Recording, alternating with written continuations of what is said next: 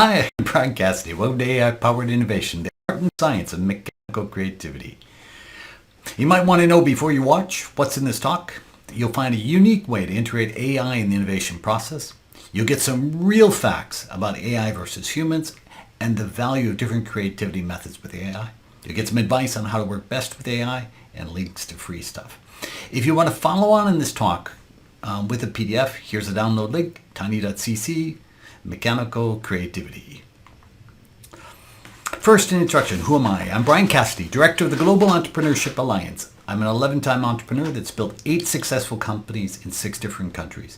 I'm now on a mission to coach, train 1 million entrepreneurs by 2027. Last year, we taught a little over 5,000 students. At this rate, I'll need 200 years. AI is a big part of our plans to scale. My story with AI wasn't always love at first sight, and I didn't believe it could help much with creative work. This has all changed. Now I'm all in on AI. Let me tell you how it happened. I work with lots of companies in lots of industries. There are different and sometimes tough requests. One of my favorite jobs with clients is one-day ideation sessions. I had an ideation session planned in Spain with 25 technical people. I got a call a week before the event saying, Bryan, there's been a change. You remember that event that you're going to be running next week? That was 8 hours. Well, you've got 2 hours to run the full day event. I spent a few days procrastinating and avoiding the challenge. On Tuesday, the day before the event, I made a decision. Let's do everything with AI. I had some tools I could leverage, and I could do everything else augmented with AI. Here's the plan I put together. It was tight. 20 minutes to greet challenges and split people into groups. 20 minutes to generate 90 ideas per group. 25 minutes to get people to decide on one idea and merge best ideas into one. And 30 minutes to make a pitch, and 25 minutes for Shark Tank presentations. The engineer said, it's not our fault the time was cut. My reply, let's see if we can make it work. For the participants, the hero of the day was TRIZ. TRIZ is an acronym in Russian, which I can't pronounce here, but in English it means the theory of inventive problem solving. We use it to get 100 ideas in 20 minutes. How does it work? Well, AI is powerful but complicated. But with a little knowledge, you can get started in minutes. Here are the basics. Research has shown that 97% of patents are being issued on ideas that exist already. And there are 40 inventive principles that cover 90% of these ideas. If you apply these principles, you'll get proven ways to solve many of your challenges with ideas already proven to work in other industries. If you don't get a solution, you'll get new ideas. I can't share the results from the event, so let me give you an example with a product many of you know and love. Oreo cookies. With a basic prompt like, please generate 40 ideas, one for each of the 40 TRIZ inventive principles. We'd like to have new ideas for new, authentic Oreo products. You'll get sparks for new ideas like this one. Create Oreo bites with different flavored fillings inside each. You'll see here 5 different inventive principles. Segmentation, taking out local quality, asymmetry, and merging. Each one will give you an idea. If you go in and give a more detailed objective, you'll get more detailed ideas like these, each based on one of the inventive principles of TRIZ. Inventive principle, the principle of nested down might lead to Oreo-filled chocolate bars. The principle of counter might lead to Oreo-crusted savory snacks. The principle of partial or excessive action might lead to Oreo flavor enhancer spray or party. I don't know about you, but I love Oreos. But what's more interesting about these is not the ideas that come out, but the fact that almost all the ideas are something that's feasible and possible. The results of the day. They say people make plans and God laughs. We had a lot of challenges. The group moved at a different speed, but we ended up having 2 great ideas in 130 minutes, which was 10 minutes over time. And the groups were so excited, they didn't want to stop. On the flight back, I said, wow, that was a fantastic result, but hard work. And I came up with 3 how might we's. How might we make it easier? How might we cover the whole process? And how might we systematically put in interaction with AI? I teach and use a standard innovation process. I call this the ABCs of innovation because you can say it's as easy as the ABCs. This is also the PDSA process, the lean startup process, and it fits well with design thinking. It all starts with alignment. When I got back, I went through a deep dive. I found that AI beats 99% of humans on standard creativity tests. And the only place that humans win regularly is in terms of novelty. And when humans and AI work together, ordinary humans don't stand much of a chance. If in fact 90% of ideas exist already, then ideation and innovation is mostly about search and analogy. And this is an area AI will always win. We decided to go all in. We built different versions of the product we wanted to make in a toolkit. The first one was pretty ugly. Second, we started with some integration, mixing and matching things together. Third, we did some beta testing. Actually, had 24 beta testers. Today, our V4, we have 265 tools, including 6 apps. The results with beta testers have been really positive in general. I would say out of 24 beta testers, 21 or 22 came out with a big wow. They said the step-by-step process helps, but there's a bit of a data overload. Now we're looking at how we can improve it. We want to validate that it works, and we want to solve the issue of data overload. What we learned in the process is simple. In the idea creation process, humans and AI are very similar. Humans plus AI lead to better and faster results, but there's a tendency for failures to come up because people put too much trust in AI. Things get better with smart AI. Smart AI is proven AI tools, knowledge on how to use the tools and how to interact with AI. This leads to even better, even faster results and less failures. We've built tools for the whole innovation process. Each stage starts with an input, then some AI tools, then human plus AI, together leading to some sort of an output. We've created tools for the whole process, and in the whole process, the output of one stage leads to the input of the next stage. It looks like a simple linear process, but in fact, it's an iterative process where you might go from A to B to C, and then from C back to A again. It's a process of learning as you go and improving as you go. For the rest of this talk, we're going to focus on one part of the innovation process, that is building ideas. I'll give you some facts about this, the art and science of mechanical creativity with AI. Before we get into some results, I'd like to give you some theory. These are the basics of effective innovation, if you're working with AI or not. Innovation is the product of your ability to clearly define a challenge. When your challenge is poorly defined, you're solving the wrong problem. The number of ideas that you generate, and ideas are generated through stimulus and diversity, whether you're doing it with computers or whether you're doing it with people, and then your ability to review and improve ideas. The build part of our toolkit is built on these foundations. Step 1, you go pick the stage and the method.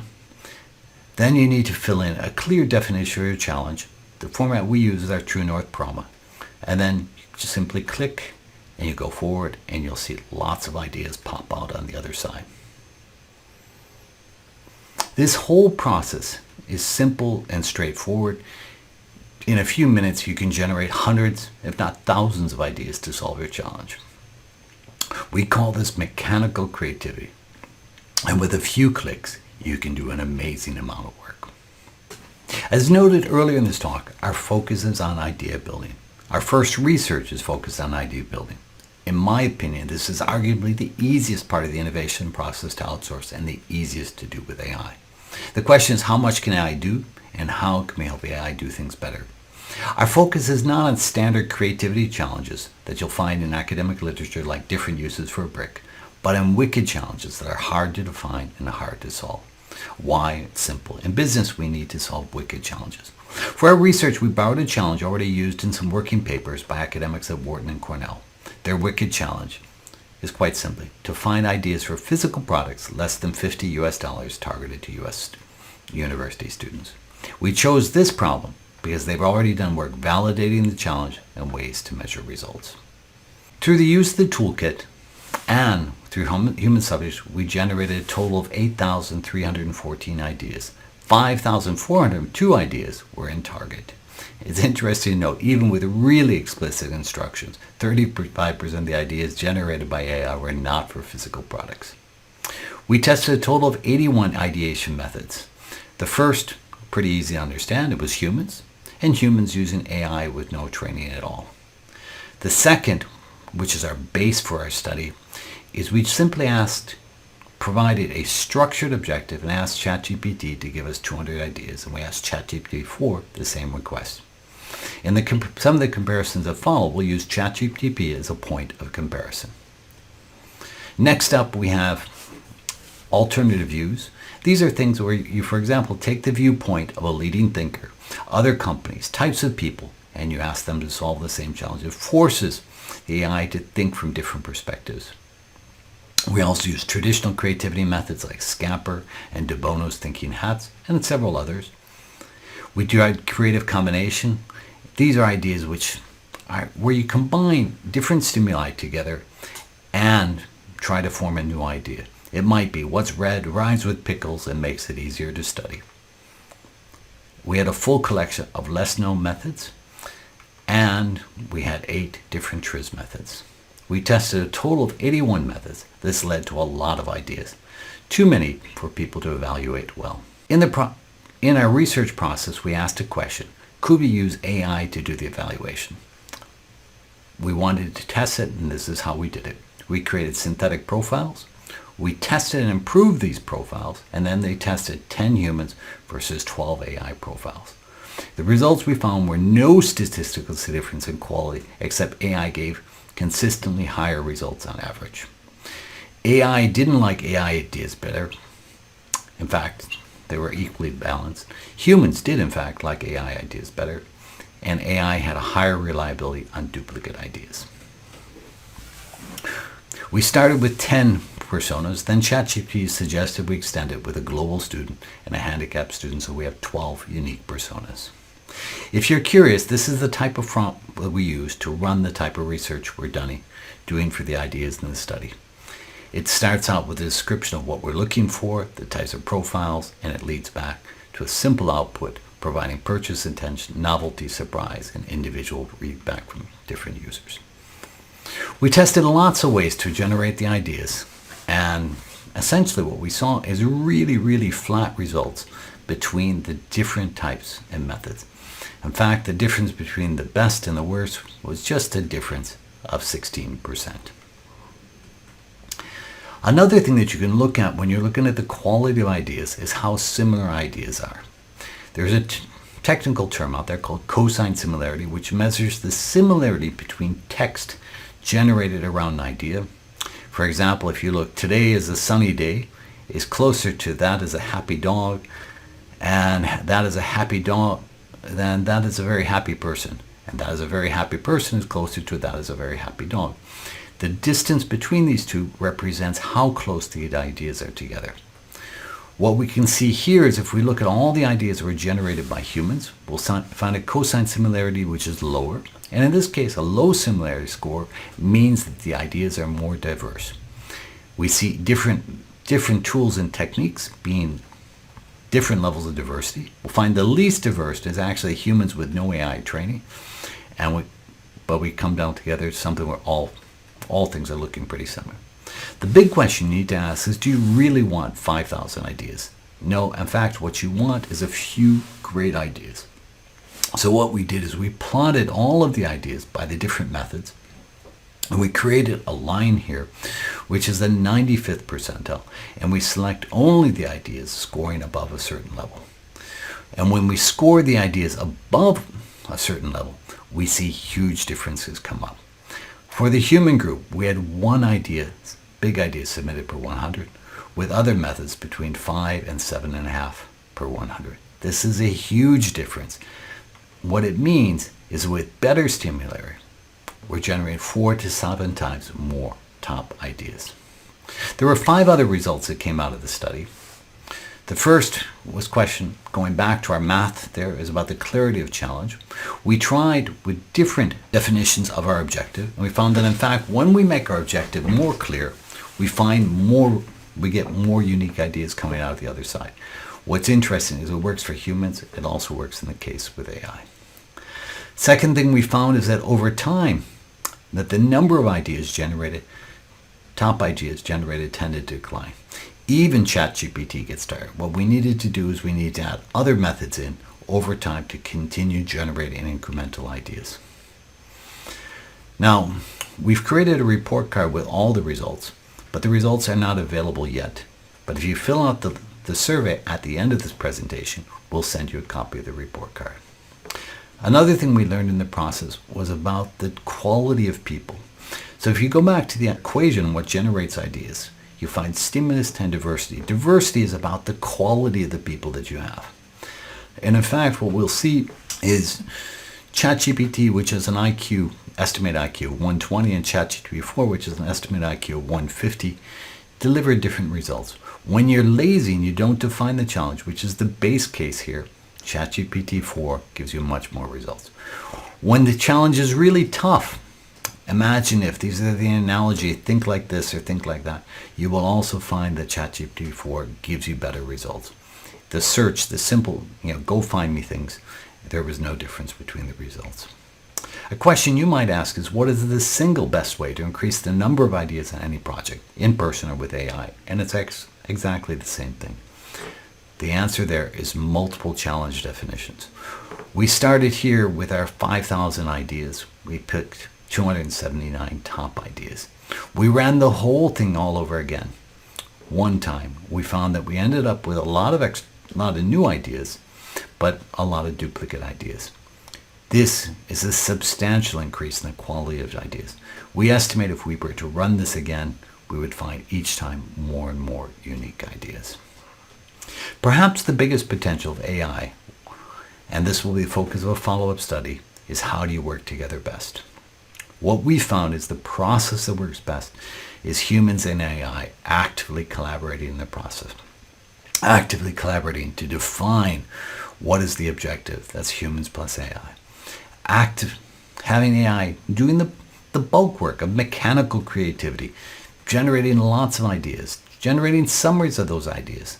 But then it comes back to working together again, where there's deep thinking and the user selects what's good and what's not good. Lastly, there's an opportunity to work together, and that is about how do we merge the ideas into new and better ideas. The question you might ask is, does all this matter? The answer is quite simply a big yes.